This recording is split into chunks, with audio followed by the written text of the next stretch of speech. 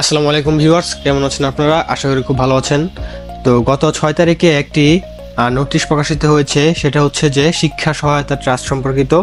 তো নোটিশটি হচ্ছে যে এই যে এখানে দেখুন যে নোটিশ বোর্ডে আপনি ক্লিক করলে পাবেন স্নাতক পাস, অনার্স বা সমমান শ্রেণীতে 23-24 শিক্ষাবর্ষের যারা আছে তাদেরকে আর কি শিক্ষা সহায়তা দিচ্ছে বাংলাদেশ সরকার। তো এই সম্পর্কিত একটি নোটিশ কিন্তু অলরেডি দিয়ে দেওয়া হয়েছে। তো নোটিশটি দেওয়ার পর অনেকেই জানতে চেয়েছেন যে কীভাবে আমরা আবেদন করব। তো সেটি আজকে আমি তুলে ধরবো যে আপনারা কীভাবে আবেদন করবেন।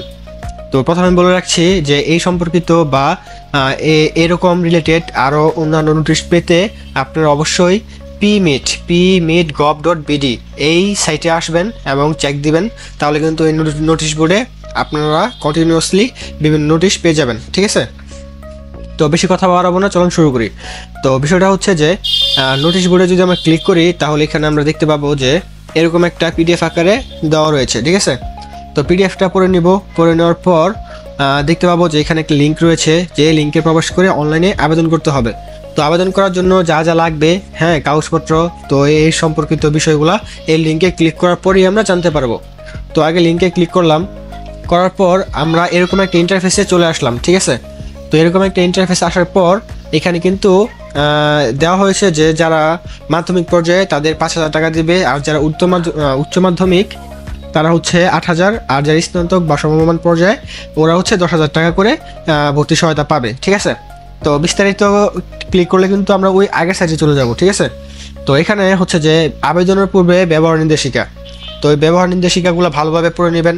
ঠিক আছে, তো আমরা যদি ক্লিক করে দেখি তাহলে কিন্তু এখানে আমরা ব্যবহার নির্দেশিকাটা পেয়ে যাব। ঠিক আছে, এ হচ্ছে ব্যবহার নির্দেশিকা। তো এখানে কিন্তু আপনি কিভাবে কি করবেন, ঠিক আছে, কিভাবে আবেদন করবেন, কি কি লাগবে সব কিন্তু এখানে রয়েছে। তো আপনারা খুব ভালোভাবে এটা পড়ে নেবেন। ঠিক আছে, তাহলে হয়তো আপনারা বুঝতে পারবেন। ঠিক আছে, তো যেহেতু ভিডিও লং হবে তাই আমি আর আবেদন করে দেখাচ্ছি না। তো এখানে কিন্তু আপনারা এভরিথিং সব ডিটেলস কিন্তু এখানে পেয়ে যাবেন।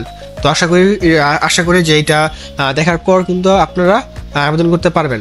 আর যদি না পারেন তাহলে আমাকে কমেন্টে জানাবেন, তাহলে আমি কীভাবে আবেদন করতে হয় তা আমি প্র্যাকটিক্যালি করে দেখাই দেবো। ঠিক আছে, তো যাই হোক, তো বিষয়টা হচ্ছে যে এই লিঙ্কে ক্লিক করার পর এরকম একটা ইন্টারফেস তো চলে আসবে। ঠিক আছে, তারপর হচ্ছে প্রত্যয়ন সুপারিশ ফর্ম, এটা ডাউনলোড করে নেবেন এবং পূরণ করে নেবেন।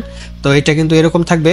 ঠিক আছে, যে এরকম, তো এটা পূরণ করার পর আপনি নির্দিষ্ট আপনার যে কলেজ কর্তৃপক্ষ আছে ওনাদের কাছে আপনি এটা সাবমিট করবেন। ঠিক আছে, তারপরে হচ্ছে এগুলো করার পর তো আপনার প্রয়োজনীয় কাগজপত্র কী কী লাগবে। তো প্রথম হচ্ছে আপনার শিক্ষার্থীর ছবি, তারপর হচ্ছে শিক্ষার্থীর স্বাক্ষর, শিক্ষার্থীর জন্ম নিবন্ধন সনদ, অভিভাবকের জাতীয় পরিচয়পত্র, শিক্ষা প্রতিষ্ঠান প্রধানের সুপারিশ নির্ধারিত ফর্মে, ওই যে এখানে যে ফর্মটা আছে সেই ফর্মে। ঠিক আছে, তারপর হচ্ছে পিতামাতা বা অভিভাবকের প্রত্যয়নপত্র সুপারিশ ফর্ম, এটা হচ্ছে যাদের পিতামাতা বা অভিভাবক 13 থেকে 20তম গ্রেডের সরকারি চাকরি বা আধা সরকারি বা স্বায়ত্তশাসিত কিংবা সাংবিধানিক প্রতিষ্ঠানে কর্মরত তাদের জন্য প্রযোজ্য। ঠিক আছে, তো আমি মনে করি আসলে সরকারি চাকরিজীবীর সন্তানদের আসলে এটা না করে উত্তম। তবে আমি জানি না, আসলে যদি আপনার মনে হয় যে আপনি এটা যোগ্য বা সত্যি যদি আপনি সহায়তার প্রয়োজন হয় তাহলে অবশ্যই আপনি আবেদন করবেন, এটা আপনাদের বিষয়। তো এখানে কথা হচ্ছে যে যারা একটু অসহায় এবং আর্থিকভাবে সমস্যা, আমি তাদের জন্যই মূলত সুপারিশ, মানে হচ্ছে যে আমি তাদেরকে সাপোর্ট করব যে আপনারাই আবেদনটা করুন। আর যারা মোটামুটি ভালো আর্থিকভাবে সচ্ছল ওরা আবেদন করবেন না, তাহলে অন্যরা সুযোগ পাবে আর কি। তো এটা হচ্ছে যে আপনি আবেদন করার পর 30 কর্মদিবসের মধ্যে, অর্থাৎ 1 মাসের মধ্যে কিন্তু আপনার টাকা পেয়ে যাবেন আপনি। ঠিক আছে, তার মানে হচ্ছে যে 27 তারিখে যদি এটা আবেদন কার্যক্রম শেষ হয় তাহলে আগামী 27 তারিখের মধ্যে কিন্তু আপনি আপনার টাকা পেয়ে যাবেন। ঠিক আছে, তো এখানে কিন্তু প্রথম রেজিস্ট্রেশন, তারপর মোবাইল ভেরিফিকেশন, তারপর লগ ইন, তারপর আবেদন। ঠিক আছে, তো এই হচ্ছে কাহিনী। তো আবেদন করার জন্য আপনি যে আবেদনে ক্লিক করবেন, ক্লিক করার পর জাস্ট নিবন্ধনে ক্লিক করবেন, করার পর নির্ধারিত ফর্ম আসবে, আসার পর প্রয়োজনীয় যেটা আছে সেটাও পূরণ করার পর জাস্ট আমি রোবট নই একটা চেকমার্ক দিয়ে দিবেন, দিয়ে দেওয়ার পর নিবন্ধনে ক্লিক করবেন, তাহলে কিন্তু আপনার নিবন্ধন হয়ে যাবে। এবং নিবন্ধন করার পর পরবর্তী যে পদক্ষেপগুলো আছে সেটা আপনি এই ব্যবহার নির্দেশিকা থেকে দেখে আপনি করে নেবেন। ঠিক আছে, তো এই হচ্ছে আপনার কাহিনী।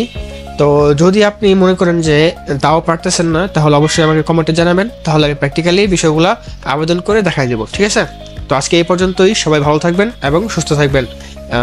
আর হচ্ছে যদি আমার চ্যানেল নতুন হয়ে থাকেন তাহলে অবশ্যই সাবস্ক্রাইব করে দিবেন। এটাই, সবাই ভালো থাকেন, সুস্থ থাকেন, আল্লাহ হাফেজ।